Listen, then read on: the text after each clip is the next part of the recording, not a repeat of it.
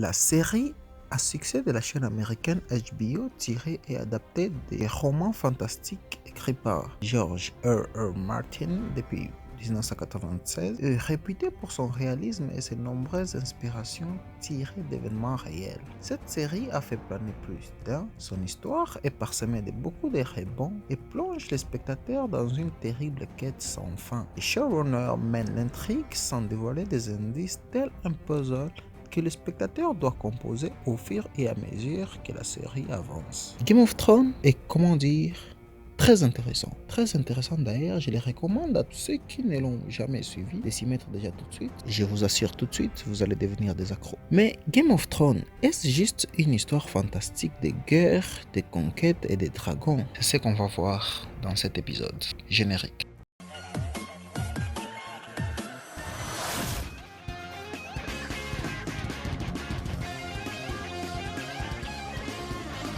Cet épisode présente des théories dont certaines sont trouvées sur des forums sur internet et d'autres sont des avis personnels. Donc libre à vous d'en juger l'authenticité. Dans cet épisode, vous allez lire l'histoire de Game of Thrones sur un autre angle et comme j'ai l'habitude dans cette émission, je vous montre d'abord la perception historique du sujet pour ensuite vous donner mon avis personnel. Alors, d'après l'histoire, Game of Thrones semble faire référence à beaucoup de faits historiques dans le passé des humains. D'ailleurs, l'écrivain dans une interview, il affirme que l'inspiration de cette série lui vient après son aventure en Écosse où il va découvrir pour la toute première fois le mur d'Adrien. Pour ceux qui ne le savent pas, le mur d'Adrien, c'est un mur fondé en 122, fait de pierres et de terre et mesure 4 mètres de hauteur et 2,7 mètres d'épaisseur et fait 177 km de long. Le mur a été construit par les Romains pour se protéger contre les attaques des tribus calédoniens venant du nord, l'actuelle Écosse. C'est donc de ces murs que lui est venue l'inspiration de Game of Thrones. Notre fait ayant inspiré Game of Thrones, c'est la conquête de Genghis Khan, qui dans la série serait symbolisé par Khal Drogo, chef des Dothraki. En effet, Genghis Khan fut un empereur mongol du XIIe siècle, reconnu pour son intelligence et son extrême dureté. À la tête de sa tribu nomade, il part à la conquête de l'Est. Le point de similitude entre les deux guerriers serait les châtiments qu'ils offrent à leurs captifs. Khal Drogo utilisait de l'or fondu pour verser sur les crânes de ses captifs,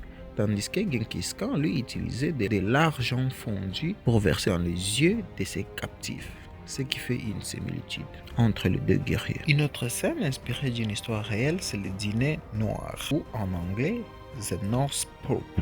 C'est le 9e épisode de la saison 3 où l'on voit Robb Stark et Catelyn Stark, la mère de Jon, Arya et Sansa, se faire décapiter et aussi inspiré d'une histoire vraie. En effet, les rois d'Écosse étaient en guerre contre les clans Black Douglas. Il a fini par lui tendre la main et propose de faire la paix.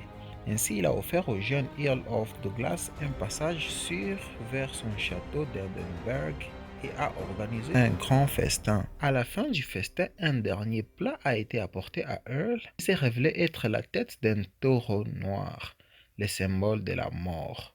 Dès qu'il l'a vu, il a compris que c'était la fin. Lui et sa suite ont été traînés dans la cour et mis à mort. Un assassinat royal, comme qui dirait, la marche de la honte. Cette scène où on voit Cersei marcher nue dans la ville de Westeros tire aussi son origine de l'histoire. Eh bien, cette scène raconte l'histoire de Jen Shore. Elle était maîtresse du roi Édouard IV. À la mort de ce dernier, Jen est condamnée pour son libertinage par le roi Richard III, qui vient récemment d'être couronné. Vêtue d'une simple robe de bure, Jen est contrainte de déambuler devant le peuple dans la tenue d'Adam. Mais des références historiques, il y en a plein. Mais pour l'instant, on ne va en citer que celle-là. Cependant, pour ceux et c'est là que cela intéresse. On y retrouve aussi des références sur la guerre des 100 ans avec la bataille des bâtards, l'assassinat de Jules César avec la mort de Geoffrey, la guerre des Roses ou le siège de Constantinople avec la bataille de Kingsland et les Lannister opposés aux Greyjoy et beaucoup d'autres faits historiques. J.R.R. Martin n'a pas pris la peine d'aller chercher l'inspiration loin, il a tout pris en se servant de l'histoire du monde passé. Et que nous apprend tout ceci? La violence dans le passé était réelle. La technologie n'existait pas, ou du moins il était développé sous une autre forme. Ici, à la place d'avoir des chars crachant des obus, on a des dragons crachant des feux. À la place d'avoir des poudres à canon, on a des tireurs d'arcs, on a des guerriers, des soldats.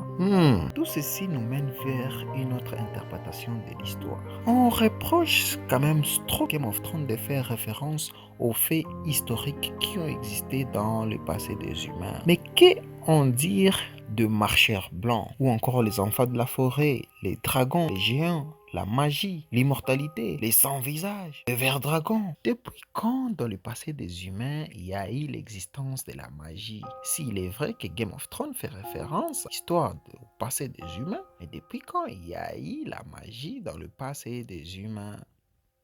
Bien, je sais ce que vous allez me dire, voilà, c'est une œuvre de fiction, et donc pour ajouter un peu de sel, l'auteur a ajouté ce mystère, voilà pourquoi ça s'appelle fiction, voilà, blablabla, blablabla.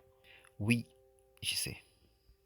Et si tout ceci n'était pas fait exprès, et il y aurait une histoire cachée derrière l'histoire de Game of Thrones que les showrunners ne voulaient pas dévoiler?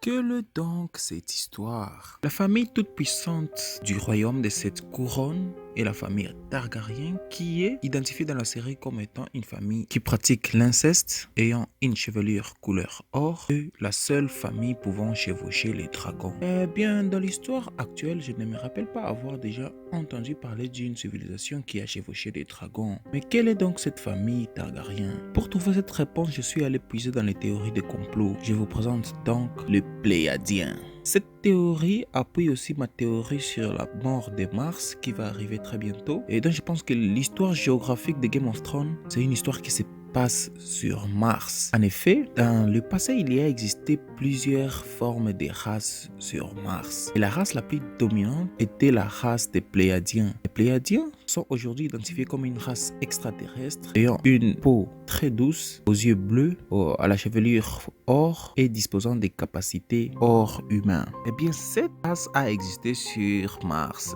dans les années passées. Il présente trop de similitudes avec les Targaryens. J.R.R. Martin aurait-il mis la main sur un manuscrit qui a traversé les civilisations et qui vient de la planète Mars? Eh bien, c'est ce qu'on va savoir le mercredi prochain. Mais je vais m'arrêter ici pour l'instant et je vais continuer dans un autre épisode qui va sortir le mercredi où je vais vous amener maintenant le preuve de ce qui prouve cette histoire des Targaryens comme étant des Pléiadiens et l'existence des dragons sur Mars et beaucoup d'autres histoires que vous ne saviez pas. Sur ce, je vous dis à mercredi prochain et j'espère vous avoir toujours aussi nombreux. Merci beaucoup d'avoir suivi cette vidéo et n'oubliez pas de cliquer sur j'aime si cela vous plaît pour m'encourager à faire d'autres épisodes et vous abonner aussi en passant. À bientôt.